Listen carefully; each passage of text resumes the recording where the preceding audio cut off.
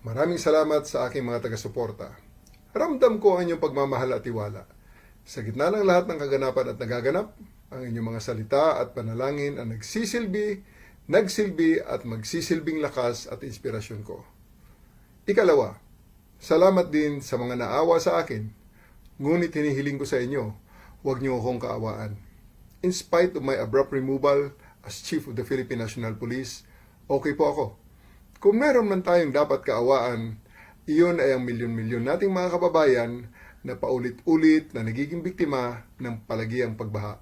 Sila ang tunay na nangangailangan ng tulong at kalinga sa panahon ngayon, sapagkat hindi naman sila ang dapat laging nagdudusa at naghihirap tuwing tagulan.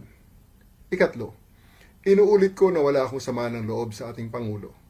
Nauunawaan ko na kailangan niyang gumawa ng mga mabibigat na desisyon at ang pagkaalis ko bilang Chief of the Philippine National Police ay isa lamang sa mga ito. Pulis pa rin naman ako and I serve and I still continue to serve at the pleasure of the President and of our country.